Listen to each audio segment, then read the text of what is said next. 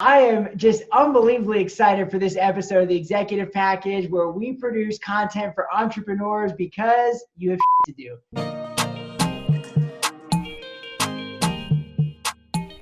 I got David Kinder here. I'm so excited. Thank you so much for joining me. David Kinder is a living legend in our business. He provides a very valuable service that is so crucial. Agents, financial professionals, advisors die to have somebody they can look to provide great education, great information, quality stuff. That's what we all need when we start out in finance or insurance. And David runs one of the largest forums for people to connect, to share ideas, and for financial professionals to grow. And David has been just emerged as an iconic person who not only runs the group, but really prides himself in providing a high quality educational material for new agents to not get sucked down the gimmicky marketing rabbit holes, but to stay down the path of, hey, doing this business the right way. I'm pumped to have you, David. Thank you so much for joining us today, man. Well, thank you. I'm honored to be here. Quite frankly, all of this almost feels like an accident, because when I first got started, it didn't seem like anybody was there for me the way I would have wanted. And if I could help somebody to get off onto a better footing, if I could help somebody to do a better job, not only will that individual agent do a better job, but we can lift the entire profession. And our profession needs a little bit of help. And we just don't always have the right messages, always the right image out there. And if I could do a little bit that we can present ourselves in a better light, I'm all for it. And it all comes back around. So I believe in karma. In fact, quite literally, karma was my grandmother's name. I believe in karma. And by the way, our dog's name was Murphy. So we had it all the way around. So karma and Murphy's Law. That's awesome. That's so cool. Well, hey, that's awesome, David. And I know I've been an admirer of yours for a long time, for sure. I love watching everything you post in there. And I take it for granted because I was blessed to have my dad bring me into the insurance business, bring me into retirement, financial services, teach me. And he was my mentor. I mean, he still is my greatest mentor. So I take that for granted. But if you're a new agent, a new advisor out on your own, and you don't have that mentor, a parent, friend, a coach, a manager that you look up to that will put your arm around you, you provide that service for these agents in the life insurance agent discussion, man. And I know people, they love it. It's just a great way to provide quality education to make people better. See, what I love about your group, David, is that's financial advisors and professionals and agents practicing at night, practicing their craft. You know what I mean? Giving back, getting better. It's awesome, man. It's really a great service. So the reason why I wanted to invite you on the show was you would tell me about this story, which when you told me in pre-show prep, I was tingling at some point going, I can't believe this is crazy. I wanted to tell the story on the show because I think it'll provide so much value. And as somebody who works in retirement, it changed some things that I think about, some paradigms that I had built in some things, and it had caused me to challenge my lens and view on how I help people with retirement. It's really innovative stuff, man. I'd love for you to share it with us if you don't mind.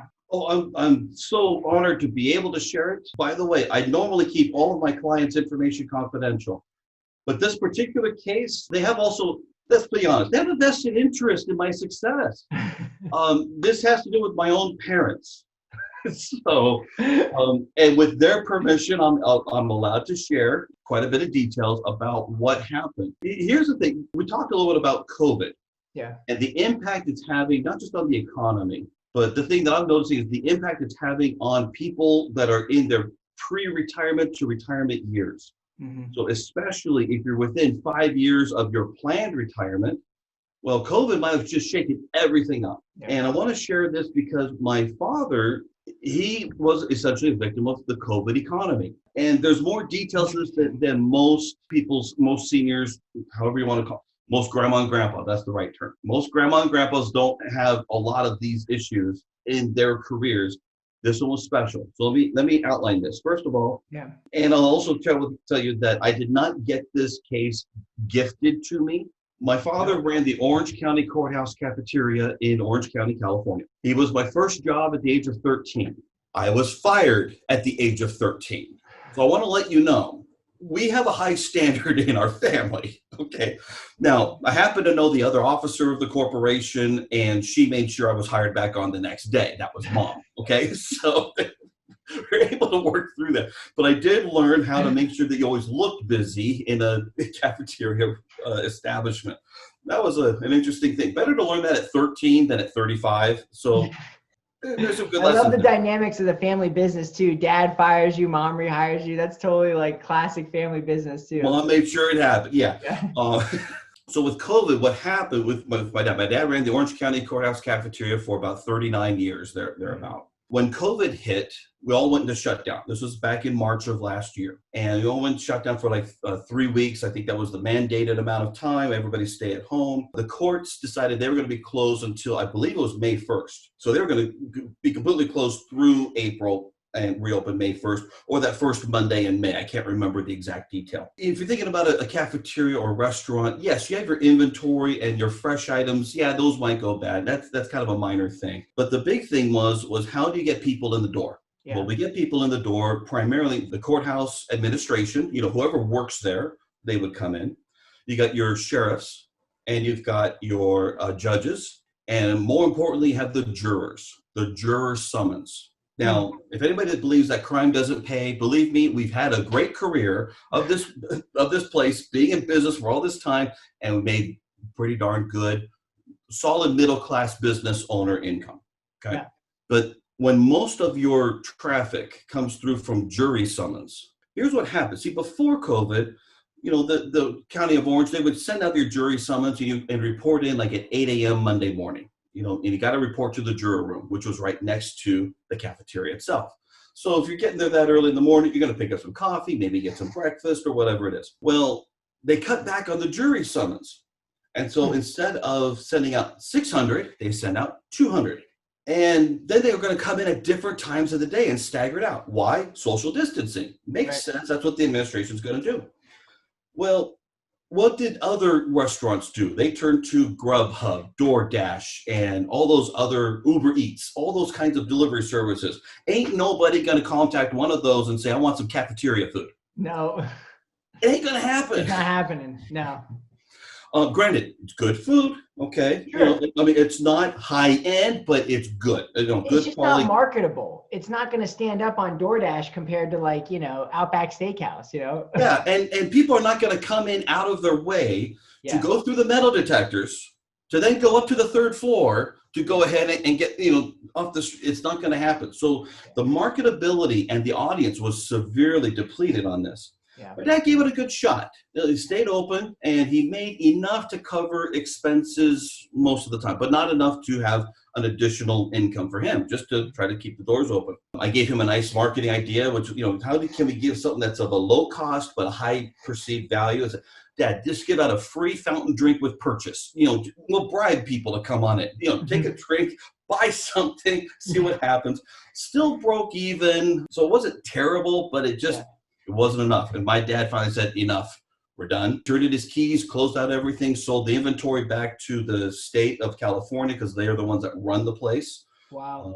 And he got out. My dad originally was planning to retire at the age of 70. He's 68 and a half. So essentially he was cut out of 18 months of income. And so my dad contacts me and said, son, I'd like you to take a look at some things. How can we bridge our income to age 70 before claiming the top Social Security amount? So here's the thing about my dad. So I'm kind of going backwards a little bit here. My dad has had some mixed experiences with financial professionals. He's had one that was pretty good, but then he was convinced out of it, went with someone else that wasn't quite so good. Then my dad's made his own questionable decisions. Sometimes he'll do his own research to make himself feel good, and yet he'll get the wrong conclusion. So sometimes we'll talk to somebody and say, well, I'm my own financial advisor. To me, that's a little scary. I'm going to give you a quick example on that. My dad was doing Social Security planning, essentially. And when you're the business owner, you can determine how much salary you report for yourself, how much salary you report for others, for business owners. Definitely. And he was equating, making the incomes the same between him and my mother. And I said, well, why are we doing that? Well, son, when I pass away, I want your mother to have the best Social Security check. I said, Dad, wait a minute. Let's suppose there's a total of $4,000 monthly benefit. Yeah. If you're trying to make them both $2,000, when you pass, mom's going to get $2,000, the bigger of the two, not both. But if you keep yours higher, then maybe yours might be $3,000 and she'll get that. Right. And he's like, oh. Sometimes we think that we know these things as consumers and we come to the wrong conclusion on occasion. That happens with everything. It's a great example. Yeah. Yeah, unfortunately. And so it's like, I'm glad that he ran that by me a little bit, made sure he got the right conclusion. But one of the things that he did completely get right was that he wanted to wait to age 70 to claim on his own Social Security earnings record. I said, David, what can we do? I said, well, send me your statements. Let's take a look. Yeah. I got to do an inventory and let's see what we can really do. Yeah. We're going to get into a little bit of some product detail. I like to call them wealth contracts in terms of how life insurance and annuities can work to create unique outcomes. And while this is a great program for consumers, I can't get around not talking about the products that we use in the contracts. And so I'll have to get a little technical on some of these things. Sure. But I love that term, wealth contract. So that's cool. I've never heard that before. That's awesome. yeah, well, the NAIC, the National Association of Insurance Commissioners, I want to make sure that life insurance and annuities are being presented properly. Sure. Unfortunately, when we hear those terms, we get preconceived ideas and maybe some negative experiences and things. Yeah. But so if I could rename them, I would call them a wealth contract, but I'm not allowed to. It's not completely in my purview. But looking at how we can use the benefits and the provisions of these contracts within the tax law, within the economic ways that they work, I was able to generate a superior result of a plan without taking on superior risks. And I look back and I'm still like, wow, I almost can't believe I created that, but I did. So I'm going to pat myself on the back for that one. It's crazy. Can you show us, can you do the breakdown of the numbers like you did for me in the pre-show of how you structured it? Or I could do, I want to keep it on a high level. I don't want to get too much in the weeds because just a high level concept. Yeah. So we'll do it on a high level. But let's talk about some of the problems in retirement planning. Sure. One of the big problems today is the safe withdrawal rate. The safe withdrawal rate is the amount that, based on various studies, the amount that you can take out and be able to successfully retire to age 90 and still have at least $1 left. And right now, based on the most recent research and such, it's 2.8% a year. 2.8% a year is not a whole lot of money to take out as income. And that's just to have $1 left. Yeah. You know, so we're not talking about to be able to take out a little bit so it could keep on growing and have an estate for the family and leave a legacy. We're not even talking about, we're talking about having $1 left over. Yeah. And you only got 2.8% a year. That stinks. Yeah. But let's put the real numbers on it. If you had $1 million in the portfolio and you're taking out 2.8%, that's $28,000. Yeah, we had Dave McKnight on the show a couple of weeks ago, and he was just saying how that's a really expensive way to retire. Yes. Very expensive way to retire. And I have a little bit of fun, but let's talk about this. Your fiduciary securities advisor, the one who says that we put your needs and everything first. Well, they're going to charge you a fee on that portfolio for you to get your 2.8%. That fee could be 1.5%. So imagine that you're paying a fee that's more than half of what you're getting as a net result out of that particular strategy. Oh my gosh, I never thought about that. So you're saying that 2.8%, you're literally paying your advisor almost the same income you saved your whole life to take out. That's crazy. Oh, let's have a little more fun. I'm going to take it to the next level. I never thought about that. That's crazy. Get this one. Yeah. That financial advisor only needs 4 clients just like you to replace the same amount of income that you took 40 or 50 years to create. That's crazy. Just insane. Now, granted, that's how it works. Most people just don't know that that's how it worked. And so, yes. I'm in the wrong business. I'm going to stop hosting podcasts. Well, it is lucrative. And what's interesting is that the media narrative is on their side. That's what's interesting about it, is that they say, see a fee-based or fee-only fiduciary advisor, they'll take care of you. Oh, so yeah. Because they're legally obligated to put your needs first. And that's the narrative. And quite frankly, it's a great sales narrative. Yeah. The problem is that there isn't that much higher level of thinking going into the planning. So that's interesting. That is the option 1. Now, if I did option 1 with my parents, they would have had about, what was the number? I think it was about $16,000 a year income from what they had that would be investable assets. So that's 2.8% of whatever they have is 16 grand about, right? And that was about $16,000 a year.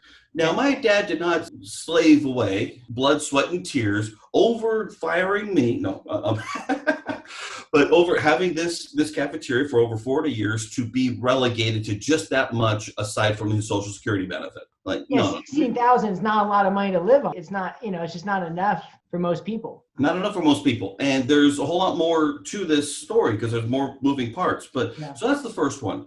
Now, my parents did have another financial advisor that wasn't me. Interesting. And so I'm thinking, well, what would that advisor put together? I'm pretty familiar with our industry. I know what most advisors might do to try to do some problem solving.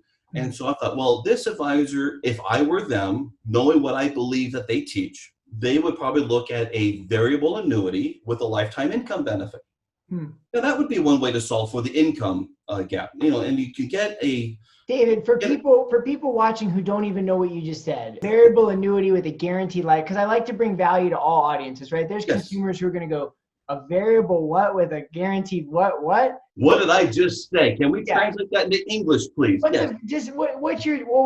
would they use a variable annuity with a guaranteed lifetime income rider? What would that do in that portfolio for that person? Like why do you go there? Well, what that is a contract with an insurance company that has mutual fund sub accounts. So you don't lose the investment potential in the contract. At the same time, you're also able to put on a rider or a program, so to speak, where you can take out a certain amount of income. And it can be customized. It's based on age and based on number of people that it covers. So let's suppose 2 people, and it's based on the younger age, so age 65. You probably get about 5% of whatever's in there, or the higher values, because sometimes it'll lock in higher values at different times. And you can take that income out for the rest of your life. Now, that's one option. There's 2 downsides of that option. The first downside is that it's not very tax sensitive. If taxes go up, taxes stay the same, which are they really going to go down? I can't think of anybody who's paying attention to our national debt situation right now, saying the taxes are going to go down. Not one guest have we had on the show that has said taxes are going to go down, by the way. We ask almost every guest that, and not one has ever said that. Yeah, well, and last year was an incredible record-breaking year, and not in a good way. We added over $4 trillion of new spending because of the stimulus spending last year. Granted, it's like I'm torn on it because I support it and then I know what it's doing. I don't like it, but but the alternative is worse. So I get that. But I don't see how taxes could possibly be going down. Granted, I believe that as taxes go up, they're going to go up for higher income earners, and I think they're going to leave the more of the middle income alone, at least at first. Good. It may eventually creep into the lower brackets. So that's my belief. Who knows if that's what's going to happen? I know that President-elect Biden, when he was campaigning, talked about the 400,000 on up of income. Yeah. So that might be where we transition from. But it's like the pot of water boiling a frog. That's how you cook a frog. You just got to keep it cold and you turn up the heat gradually. And eventually you don't realize you're being cooked. Yeah. So the annuity does not offer the tax sensitivity because it is what it is, and it's still completely subject to the tax code. Okay. The other part is that it has higher internal fees and expenses. Now, I can outline all that stuff. Let's just say, all in all, it ends up being about 3 to 3.5% a year. Totally checks out with average variable annuity fees when you add them all up. Yeah, it's all right in there. Just maybe on the low end. Could be. Well, let's just call it that. Well, it doesn't affect the payout to the client, but it does affect the remaining balance, if any, to the ultimate beneficiaries. Okay. So that is the only other negative side of that. Otherwise, okay, you'd have guaranteed income for life based on the insurance company's ability to fulfill its promises. I get that. What I was able to put together has far more versatility, far more protections, and far more flexibility, and I didn't need to use all the assets to make it happen. Wow. So what we were able to do, because all of these other ones, I assumed that you'd have to put everything in to generate a certain result. I was able to leave, in context, I was able to leave about 20% liquid money in case of emergency or opportunity. Granted, I don't know what kind of opportunity would really show up for my folks, unless they find a different house to buy and move. I'm not really sure what that would look like. Going back to a little bit of context, my dad does have poor health. He's epileptic and he's legally blind, can't see out of his right eye. My dad doesn't really have other hiring propositions or anything else that he would really do. So he's really stuck to the retirement. So I wanted to get back to that part because it's not like he can just find another job. Yeah. And so what I was able to do, let me go back. Option one was going to generate about $16,000 a year of income cash flow. Right. And also fully taxable. Option two, assuming the variable annuity that the other advisor might put together, that would generate about $35,000 a year because it's guaranteed, for probably 2 lives, Wow. and such, but also not tax sensitive. So what you just said was interesting because people are claiming, and they're not claiming, they're writing in for help because they're running out of money. And you're sitting here going, you could walk into any insurance company in America and buy income so you don't run out of money. But what you just said was so interesting that you kind of skipped over that I want to highlight before you build to your grand point. I'm sorry to derail you, but you said in the original plan, under conventional methods of taking out 2.8%, your parents would get 16 grand. Yes. And if the current advisor just swapped out a portion of whatever they currently own with an annuity, they could take out 35 grand? Yeah, because it'd be about 5%, and that's covering 2 people's life expectancy. Oh my gosh. So that 35 grand doesn't stop like a pension. If the first person dies and they choose the full pension, it would continue for your mom's life too? That would have continued for my mom's life too, yes. So what's important is to make sure that the advisor actually chooses for a joint life payout, or that you have the contract that would do joint life payout. Sometimes they talk about it, but they might only choose single life only. And then when they pass away, unless there's a residual benefit, there's nothing left for the second person. So we have to be very careful because sometimes not every annuity company will do that. Just important to double check. Wow, it's a good tip. Thank you. And so option 3 was a combination of a certain annuity that I knew about and a life insurance policy. You might say, what do these have to do with retirement? Life insurance, really? Yeah, you wouldn't think life insurance. You don't. When you think trying to generate the highest income, you don't think life insurance first. Most people don't. That's right, they don't. And why is that? Well, we think of life insurance often as a bill. We think of life insurance as, what if something happens? I better have something just in case. And of course, life insurance fulfills that role. But remember, if I was going to rename it, I wouldn't call it life insurance. I'd call it a wealth contract. And wealth contracts are subject to federal and state laws, and each individual state may have their own variations of whatever laws that govern those contracts. Yeah. But as long as we look at the economic and the tax benefits of these contracts, there's some amazing benefits once we know how to quantify them. So how do we quantify them? Well, I'll put it this way. With this advisor and such, what happened was that my mother came back to me and said, look, I want my financial advisor to tell me that this is good. And I'm thinking to myself, your financial advisor is not going to tell you that this is good unless they can do it. And they already said, we've done a lot of these. They're good for people in their mid 40s, maybe the early 50s. They need time to grow. And then it could make sense. But basically, you're too old. That's what the advisor essentially said. That's what I'm thinking right away. Yeah, it's like, how could you do it? Exactly. And I don't blame the advisor for thinking that way. Yeah. At the same time, I'm thinking, you don't know what I know. And that's where it gets to be fun. But when my mother said, I want my financial advisor to sign off on this, I realized the burden of proof is on me. Yeah. I need to substantiate why what I can do is truly in their best interest. So remember, they're not doing this just because I'm their son. They want to give me a little bit of a break. I'm sure there's a little bit of that in there, but at the same time, it has to make sense. I have to make sure that they're materially better off doing business the way I would do it rather than some of the other alternatives. Yeah. So I put together a plan. It took me a good 3 or 4 weeks because I had to create everything from scratch, essentially, but I knew the equations and everything. The cash flow I was able to generate would be 48% more than the safe withdrawal rate. It's going to be about $24,000 a year based on this plan. And that's continuing through age 90 for both of them. Wow. So that was that. Now, here's the other part that substantiates some of this. Life insurance does not have a great rate of return. Let's just admit that right now. There is no great rate of return in life insurance. Right. But the way that you can spend against the contract using a life insurance loan, and it's not a traditional loan, you're just getting capital against the policy. Mm-hmm. And you can do it each and every year as long as you don't take out too much. And what I mean by that is you take out too many in loans, that more than the cash value, then the policy implodes. And we don't want that. We got to make sure the policy stays in force. Yeah. That loan is tax exempt. Now, tax exempt is very different from tax free. Tax-free is like your Roth IRA. The Roth IRA, you take income from that. It doesn't affect anything else in your taxes, but you still have to show that you did it. Right. And so you still have to file a tax return. This is a loan. Loans are not taxable as income. There's nowhere to put it on your tax return.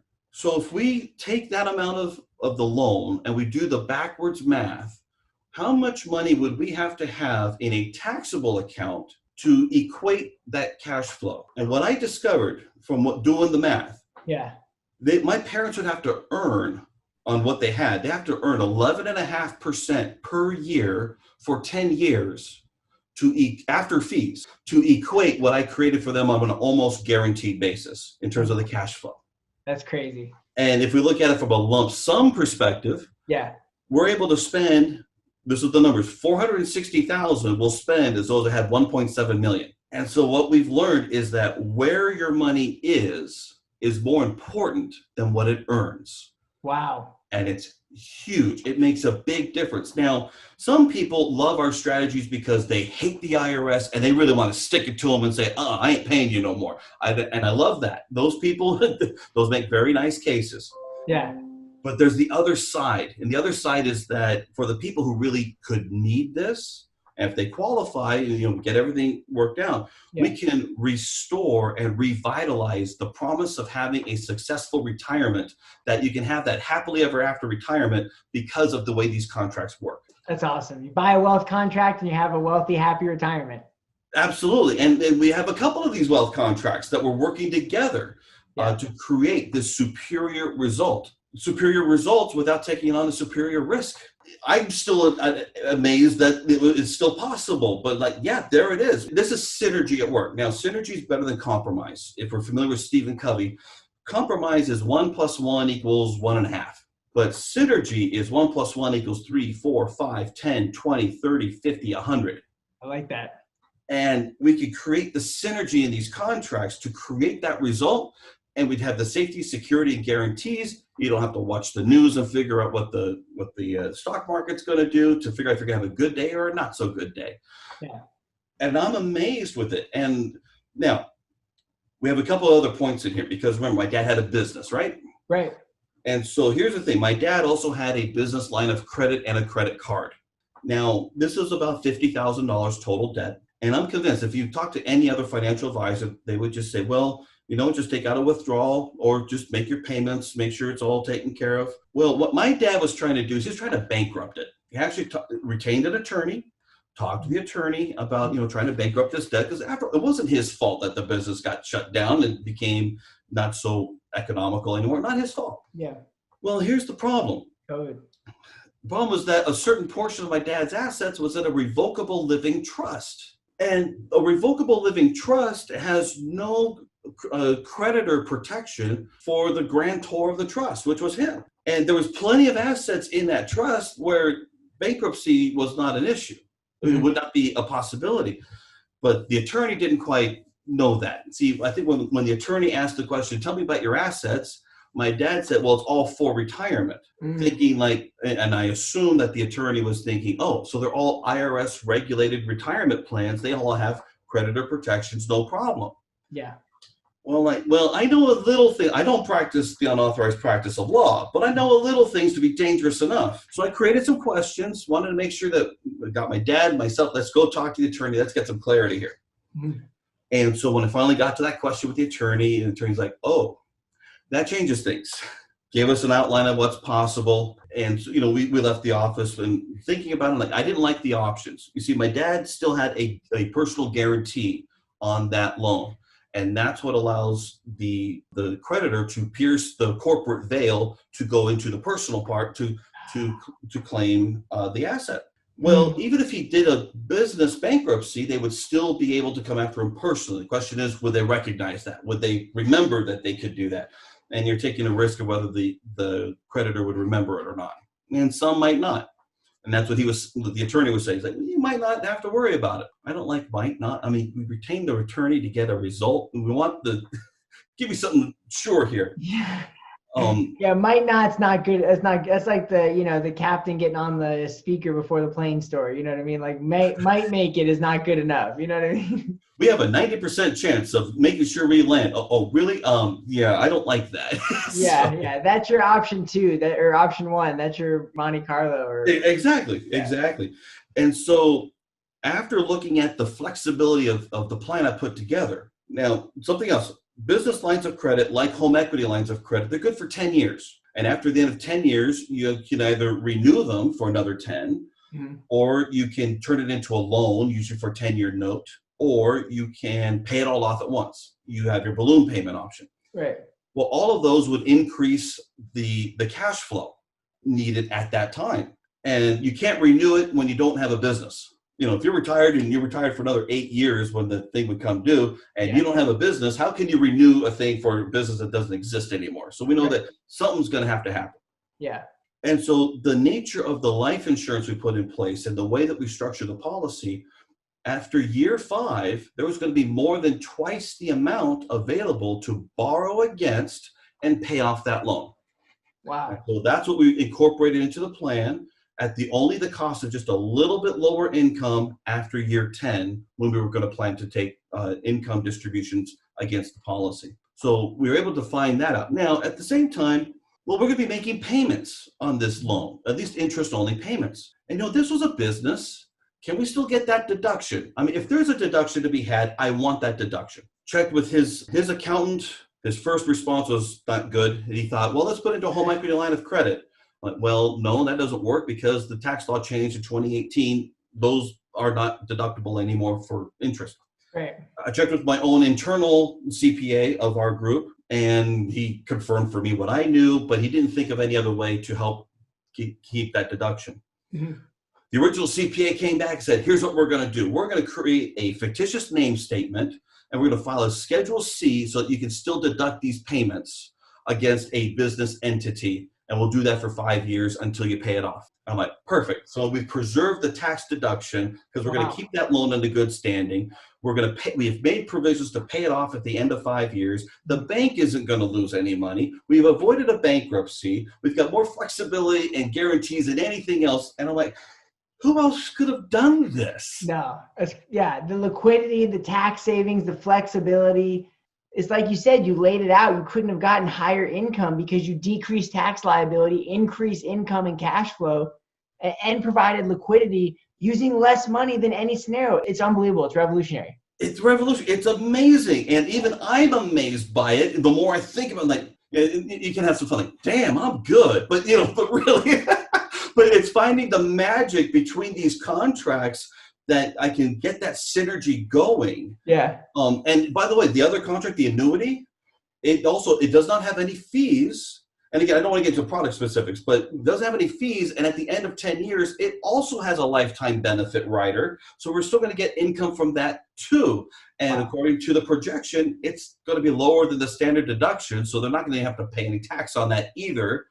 And we've avoided the Social Security taxes. I think they're going to be at the 50% mark for the 10 years. But after that, no more. Call that, David. Is there a name for that type of plan you've created? I'm sorry. I just had a nice expletive that came into my mind that was basically saying it's the FUIRS plan. But I don't know if that's really that marketable. No, and that's also going to have to get bleeped now from the show and post. Now we have 2 bleeps. Yeah, 2 bleeps. We could also call it Joe Biden Do As I Do, Not As I Say tax plan. Oh. Because Joe Biden happens to have 6 life insurance policies that he disclosed on his financial declaration form for running for president. Joe Biden has 6 life insurance policies? Yes, he does. Wow, I didn't know that. With Mass Mutual, so they're all with the same company. He's with Mass Mutual? Mm-hmm. And did I heard that he disclosed he owned an annuity as well. I didn't pay attention to that part, so I won't say it wasn't there. I don't recall, but the life insurance was what got my attention. I didn't read it personally, but I did hear somebody was talking, and that's not worth anything, but I thought I heard that they said that he had disclosed part of his money was in an annuity with security benefit. Okay, wouldn't surprise me. I don't know, that's what I heard. But it didn't pop up. I have the form, but I'm not going to take time to look at it now. Yeah. And so the thing is that, and with there was another law that just passed last month that was favorable to the life insurance industry regarding interest rate assumptions within the policies that was able to help to lower the amount of reserve needed for a given death benefit, however it was structured, but it was a way to give them a little more flexibility. What does Okay. that tell me? That tells me that the government loves life insurance. And strange enough, the party you think should love life insurance isn't the party you think. Well, okay, expand on that. Why There- does the government like life insurance, and who are you talking about? Well, here's the interesting thing. Look, I am a conservative. I'm going to leave it at that. I'm not going to talk about any part other than for political views. Okay. But we have someone in our financial group who's been on the board of FinSECA, which is an acronym. I don't remember what it stands for, but it was the former AALU, Advanced Association of Life Underwriting. And they are a political advocacy group. And the neat thing is that those members can go and talk to people, members of Congress and such, advocating for the life insurance industry. Wow. Now, they're advocating for the industry, not for a political ideology. Therefore, you got to shake hands and kiss babies on both sides. Yeah, and you put your own biases aside, which is important for that role. Yeah, don't make it partisan. Life insurance is for everybody. Absolutely. And so the thing is that one of the people that are generally most hated on the right, not the people that on the right that most hate someone on the left. Yeah. Let's talk about Chuck Schumer. Okay. If there's a redeeming quality about Chuck Schumer, is that he loves the life insurance industry. He does. I didn't know that. He does.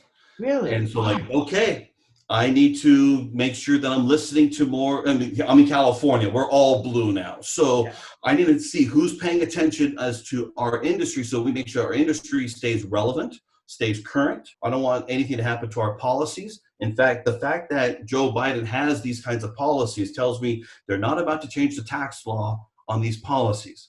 Granted, the way that we use them, it would be very difficult to change the tax law because there's a very particular provision, and I'll share this. The General Accounting Office of January 1990, there is a document on this. And essentially, this is a scathing review of the life insurance industry and annuities. And it's scathing because of all the tax benefits that are in there. They say, we're not getting all the revenue we could have. We got to make these taxable and everything. Yeah. And so on page 27 of that, there is a paragraph that essentially says, when someone takes a loan against their life insurance, it is not it's not a realization of income, but merely a transfer of capital, and it's simply repaid at death with reduced proceeds for the beneficiaries. Mm-hmm. Therefore, people can use their life insurance for purposes other than insurance at the cost of a reduced death benefit. You can't pay for a better endorsement of why this strategy is so good. We help people spend their death benefit while they're alive so you can be the primary beneficiary of your life's work and of your financial retirement plan. Wow, that's the tagline right there. There it is. That's incredible. So, David, do you ever wonder, that's amazing that you've identified and outlined the origins of, where the industry is going. Obviously there's certain politicians that are tied to the industry, but what about grandfathering? Because a lot of people talk about they'll grandfather, like there's a good precedent that they'll grandfather people, right? So like that's all we can go off of is we always know that, hey, they're not really big on cutting people off midstream of benefits. They're much more likely to grandfather a certain group who's already used to that standard of living, and people who don't know any better who are coming up, they cut them off before they ever have a chance of knowing what those benefits are like. Therefore, it's much easier to manage people's reactions to this. Absolutely, I mean, absolutely. There's so many examples in recent history. Look at Social Security. They just did it. I mean, it happens right in front of your eyes.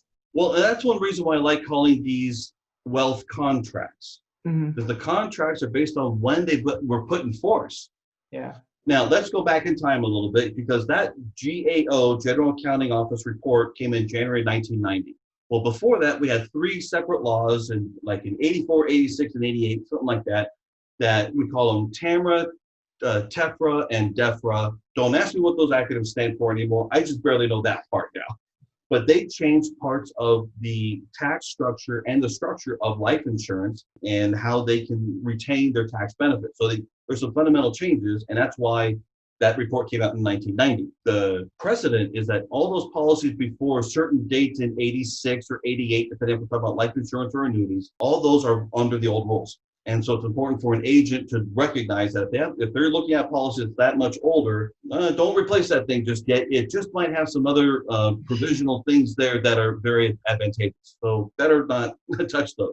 God bless my dad. That was the first thing he taught me to look for. He goes, when you go look at a life insurance policy, the first thing you better look for is that thing pre-TEFRA, because he's like, if it is, he goes, you encourage the client, make sure if it's suitable, they keep that thing because they're going to need it with those tax benefits. So Absolutely. And that I was benefit taught was that very early essentially, on for, because they had those old grandfather privileges that were Mhm. benefits that people don't have anymore.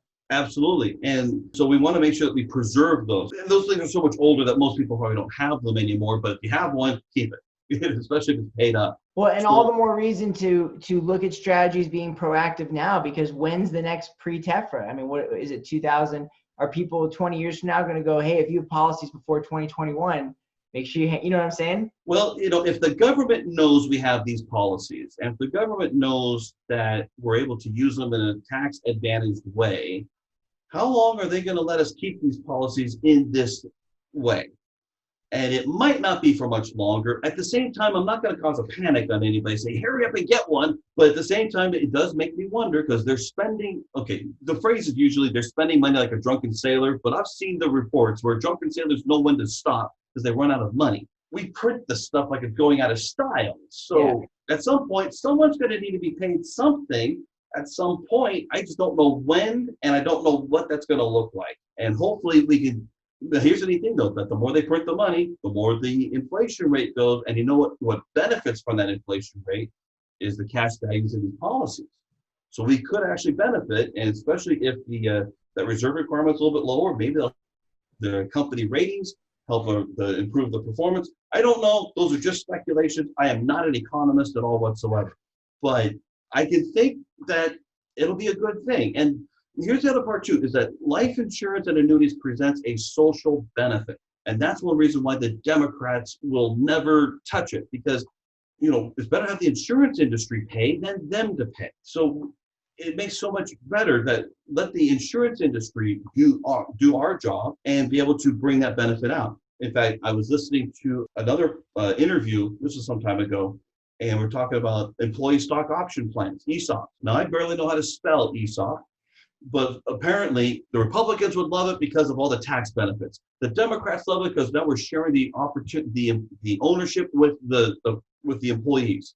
Yeah. That plan is not going to go anywhere, just because you have equal sentiment on both sides for a particular reason. So as long as we can find the common ground. Yeah.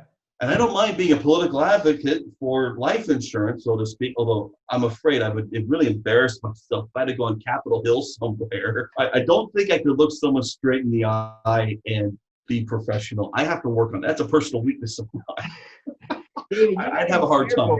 You have like 8,500 people behind you that if a NAFA trustee board seat opened up to go to Congress, you'd be nominated after this. Oh, no. Open mouth, insert foot. I already know. I'm not at that point yet. Give me a couple of years. I would spoil some. I would be the reason that would kick NAFA out. I just don't think it would be good. But then again, we're in a politically charged climate right now. Don't want anybody thinking I'm going to do something crazy right now. We'd all be watching on like C-SPAN or something. It'd be like trials and be like, David, they'd be like, yeah, NAFA's not allowed here anymore. They can't come to these. Yeah. Who's this guy, David? No, it'd be an honor, man. You represent all of us tremendously. And you have your first nomination right here, just so you know. So. No, thank you. I'm afraid, but thank you. No. Just don't let David do his thing. He's got to share and help agents one-on-one. He can't be going to Congress. Okay, so a couple quick questions that I want to ask you about while you made me think about this. I know it seems like for you that it's like, man, the government has got to be able to take these benefits away because they're so good, because they're helping consumers and do things that no other, as you outlined clearly and very simply in a short amount of time, like very brilliantly, hey, look, here's each planning method. Here's conventional. Here's what most people are doing in the advisor world. By the way, here's what's possible, and here's what we did for my parents. So like, you can't do anything better than you would do for your mom and dad, right? By the way, my parents, grandparents all use life insurance and annuities proficiently, had successful retirements, businesses use it in their businesses. We're big believers too in our family of using life insurance and annuities in tandem properly to combine for retirement and those benefits you spoke of. So I guess what's interesting about all this, David, is I have a couple questions. It's so obvious to you that they may take those benefits away, but I don't think even insurance agents, the vast majority of us, who are the ones who are responsible for educating consumers on these strategies, are using them in the manner that you're using them. So where do financial professionals go to get help on learning these strategies, working with you, talking, like where do people go? Where's a good resource for somebody who's like, man, that's awesome, but I still have no idea how to execute that? Like, because that's the missing link, right? Where do agents go to get that? Where do financial professionals Where do we learn it? Absolutely. And I'm going to give you a couple of answers. The first one is the self-study answer. Okay. We have a group, and I'm going to talk about the Breakaway League, which is the financial group I'm a part of. And within the Breakaway League, we actually have 5 CPAs and 1 corporate counsel attorney. If I have more attorneys, they're in hiding. But one of our CPAs actually wrote a series of books called Confessions of a CPA. And no, we've got that's 3 your of them. CPA? I'm sorry? That's your CPA that wrote those? His name is Brian Bloom. He's not my personal CPA, but he's a part of our firm. Yeah. A part of our I'm financial with the book. It's come up in our authors club. Yeah, it's a fantastic book. Yeah. And they're geared towards consumers. So if you really like this and you can learn how to communicate what we're doing, then that's a good leave behind book to give. The first book is called What I Thought to Be True Wasn't.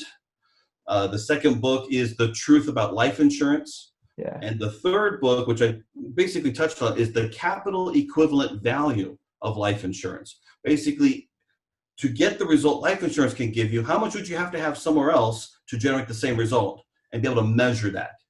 And so I've been privileged to also introduce the author, Brian Bloom, to the CLU program director. I would love to see that incorporated in the CLU curriculum. I'm actually taking CLU courses just because I've always wanted to. Yeah. They're very light on actual client benefits, practical applications. I'm learning all about company reserves and operations and actuarial design, but none of that matters to the client. Right.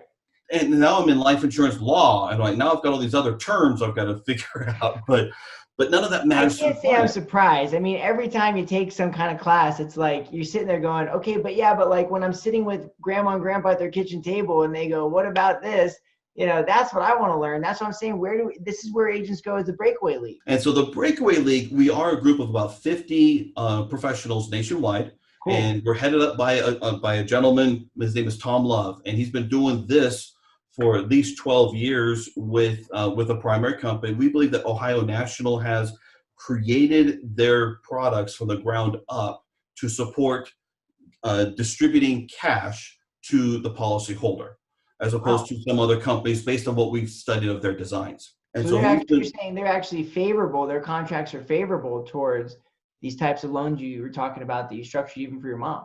Exactly, and that's why, and so Ohio National has a very unique culture for agents. I really love being a part of it. So here's the fun part that I like sharing about the Breakaway League. Yeah, we have over $1.5 billion of our clients' wealth off the radar screen of the IRS for income tax purposes that will never be subject to an income tax. Wow. So our invitation is.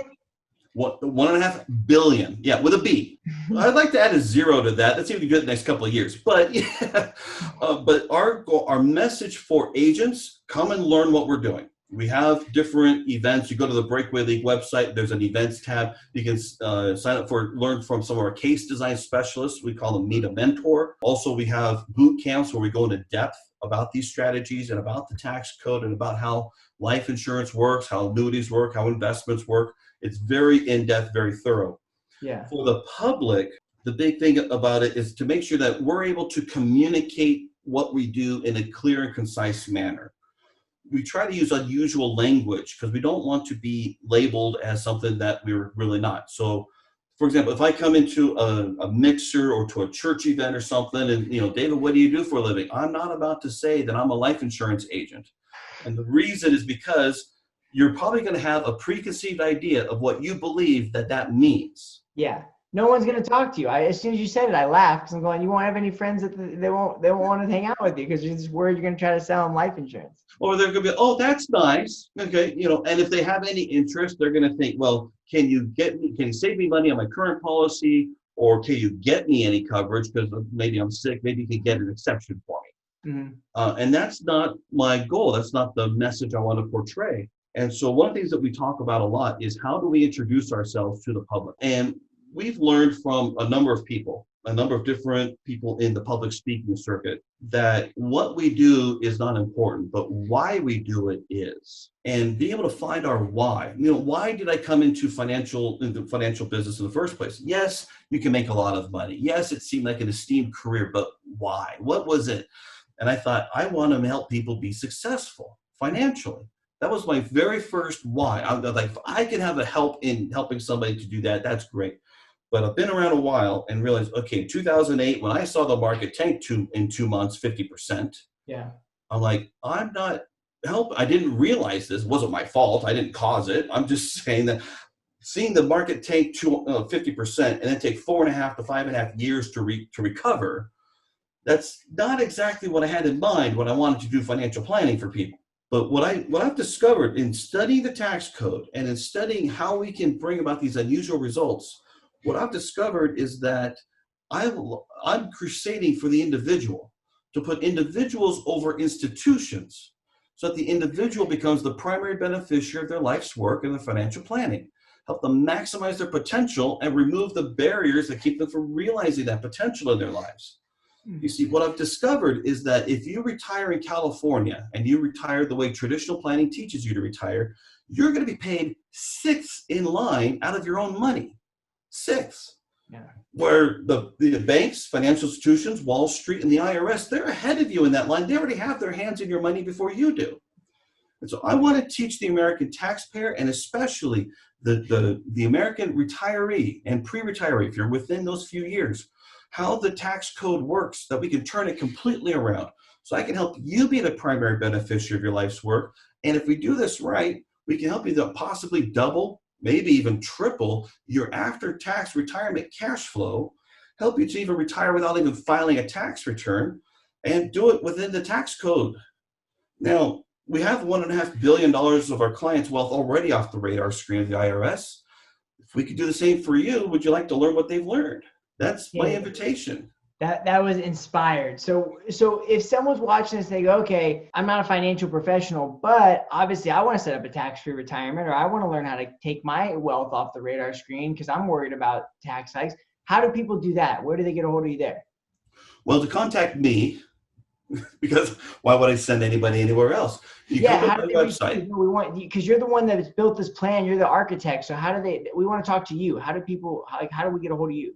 So you go to my website. My website is dynamicadvancedwealth.com, and you'll be able to contact me there. You'll see I actually have an overdeveloped website. There's way too much information there. I got a few videos. I have a video library. I've got all these IRS links. I got so much stuff on there. But you can find the contact me, and you can send me a message there. You'll find me on Facebook. I have a business page there for Dynamic Advanced Wealth.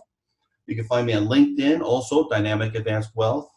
I'm on Twitter, but I don't know how much longer that will be there, but that's under Tax Exempt Wealth. And I'm on Instagram also as Dynamic Advanced Wealth. In those places, I'm hoping that when someone wants to stop by and take a look at my stuff, they say, this David guy, he just might know a thing or two. I wonder what he can do for me. And what we want to do is we want to see, what could this look like for you? Would it make sense? And by the way, just like with my own parents, if it wouldn't make sense, I won't promote it. If I can't make the numbers work, we're not going forward, because I won't feel right about it. If it's 50-50, I'll tell you my concerns and let you decide. Yeah. If it's definitely in your best interest, we got to get together now after we've done the study and say, you really want to see this and make your own decision. I'll be a little too excited at that point, but that'll be nice. Oh, that's awesome. David, it's always a pleasure to have you. We got to run. We're out of time. But before we go, quick question, last one. Are you able to help businesses in this way as well? You talked about a lot of individuals, retirees. What about businesses? Can businesses do these strategies, deploy these for their companies, their key employees, for their executives? Can you set this up for a business? Because this show is geared towards mostly, the entrepreneur. So what can they be doing in their businesses as they're battling cash flow issues to make sure that they're in a situation, because your dad was an entrepreneur. What do entrepreneurs do ahead of time to be proactive? Can you answer that in a minute? Entrepreneurs is a little different, because I'm going to differentiate my dad from other business owners, because my dad was a business operator. He didn't own it, because if he owned it, he might have been able to sell it, get the revenue, and pay off the business loan. That would have been nice. Well, yeah, that would be ideal. Yeah, so there was that one. That wasn't an option. He was an operator, kind of like a franchisee. So Mhm. for other entrepreneurs, yes, we could do all this on a personal basis. And here's the neat thing. What if we could have $1 do the function of four? That would be my question for an entrepreneur. $1 on your balance sheet do the function of four, They would where you could, appreciate that. where you could have $1 help you to finance your inventory, help you to hire more employees, or be the business interruption policy. Because in case something happens, you still have cash reserves to be able to pay the people that need to get paid. You having that reserve. Now that's before retirement, but that is the potential there. At retirement, I mean, here's the thing about the entrepreneur. If anybody goes to battle for with the IRS every year, it's you. If anybody knows the tax pain, it's you. How many benefits do you get in the tax code? Not enough. Not for the risk you take. Yeah. And so for an entrepreneur, wouldn't it be nice so that when we finally get to the date when you're ready to retire, you can retire the IRS and divorce them possibly? Wouldn't that be a nice potential to have? In addition, and this is an area that I am dangerous in, so I'm very cautious on this, but there are ways to work with the business asset to help get that to be tax advantage to you as well. So if you're going to have the business go to the next generation, how can we do that? Well, we talked a little bit about ESOPs. ESOPs, yeah. That's one way to do that. Wow. So there's many different ways if we're working with someone with a strategic mind. And if it's me, thank you. I appreciate the opportunity. And maybe it'll be me with someone else that I work with because I don't have all the ideas. Thank goodness. If I had to say I knew it all, that would be the end of my humility. But being able to bring those ideas out and let's see, what does everything look like? How can we get you the best possible result out of the plan that we do? Yeah. We could do a lot of things for business owners. I'm looking forward to expanding into that space. But right now, COVID, I think, has a bigger impact on people who are going to feel economically displaced. Yeah. You know, people that are just a couple of years away from their planned retirement, let alone, to retire on time. We've talked about in our industry about the retirement red zone, the 5 years before and the 5 years after retirement. And we normally talk about it for investments. Well, now it's not just investment. It's about can you keep your income coming so you can fund the retirement you're planning to have. So I think that there's a little bit more attention there for retirees. I have a little bit more expertise there, but believe me, the entrepreneurs, they're right there. Because if you're spending, your revenue's going down, you're probably wondering, when should I sell this business or should I hold on? And because if you keep holding on, the value of that business might keep going down. When do you make a decision? There's a lot of things that go on for the entrepreneur. In fact, the entrepreneur, the biggest challenge for the entrepreneur is, do I put money back in my business or do I invest separately? That's usually the question that they usually have. Oh, yeah. And so the problem of that decision is the question is, or what if you can do both? You can have the money invested separately, but be able to use it for your business and you create that synergy. And what if you can actually get paid by the IRS to do it? And yes, I'm not kidding. If you're using a life insurance loan in order to finance a part of your business, and if the dividend helps cover the interest and the interest you can deduct from your taxes, why wouldn't you do that? Yeah, it makes perfect sense. Wow. David, what I'm hearing from this is it's possible for some people, but if they work with you, it's going to get taken into account. And I got to be honest, and I don't brag about this on the show. I'm a best-selling author on the subject of taxes and retirement. And what you showed me, that design that you showed me in pre-show, and I won't go into it because of our confidentiality arrangement, but what you showed me the other day, that inspired me. I mean, we went back to work and I came and sat down the next day and I said, you guys won't believe what I just saw last night. This is going to change a lot for our practice and our clients and our policyholders and life. It was really inspired work. And I just got to say, thank you so much for coming on the show. It's an honor to have you. I've been meaning to make this happen for a long time. And please reach out to David. He can help make a difference in your business, your retirement, your life. He's been a great friend and a mentor to me. And I want you to take great care as you reach out to him. He's a special friend. David, thanks for coming on the show. It's my pleasure. Thank you, Danny. I really enjoy sharing what I do. I love it. And hopefully I can share it with more people to see how I can help improve and revitalize, restore the promise of an American retirement with, we all live happily ever after. That's the goal. Your innovation and your insights to the Breakaway League and some of those really powerful strategies you share with us today are so valuable. We'd love to invite you back in a few months and check in and see what you're working on, because I think it would bring a lot of value to our audience. So sounds great. We'll do that. Thanks so much, David. Take care.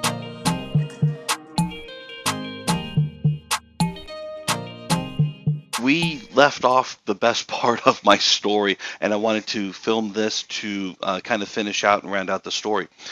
Where we left off was that I created this 17-page plan to outline my work and to show what the actual benefit is going to be to my parents. I had to show all the math. Not just the math, but to show what are the problems for them personally, what are the problems for most people macroeconomically, meaning that everybody has to deal with. And so I put together a 17-page plan. Took me a good 3-4 weeks. The good news is I have that template now. I can use that to help a lot of other people. But 17 pages is a lot to send to somebody. And so I created another 1.25-page summary just of all the bullet points for any CPA, any financial advisor, insurance agent, trust officer, attorney, whoever's going to review it. I want them to show that there's a lot of thought that goes into this. This is not boilerplate stuff. And so I sent it all to my mom as PDF documents, and I actually numbered them along with the insurance company illustrations. So I had some for the annuities, some for the life insurance. Just wanted to show that everything that I'm citing came from certain sources. And my mother forwarded that to her financial advisor and sent it to her. And then we heard back, I don't know, maybe 3 days later, something like that. And here was the response from the financial advisor. As you know, we have done our research, and we've done a lot of these kinds of plans, and we have voiced our concerns. My only recommendation at this point is that you get a guarantee. Well, this tells me a couple things. One is that the illustrations were about whole life insurance for 10 pay. It's a 10 pay whole life, which means after 10 years, you're done paying for it. There's no better guarantee available than a whole life contract with a limited pay structure. The other contract was a fixed index annuity. These are principal protection contracts. There's no risk to them. The money's guaranteed. How much more of a guarantee do you want? But the fun part was what my mother said with it. She said, I hasten to add that my financial advisor doesn't offer guarantees either. I was like, yeah, Mom got it. Okay, she got it. And so we went forward with the plan. But here's the interesting part, and this is the zinger here. The interesting part was that the other financial advisor was my aunt, my mother's younger sister. Now, it wasn't that, ooh, I got one over on anybody. No. The fact is that she is very good at what she does. She is a leader of her company. They fly her into the home office to help coach new ladies coming into the business. So she is a leader. She knows her stuff.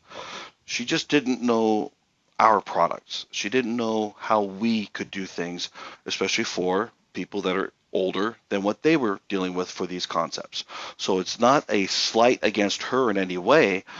It's just that I have a different perspective and different products that she didn't know about based on that comment, which kind of also told me that she didn't go through the plan. But again, she's sharp. She knows her stuff. But in the meantime, you can imagine the family emotional dynamic, which is what I was feeling. I was thinking my mom wants to talk to her sister, the financial advisor, who doesn't know what I know, but yet wants her opinion on it.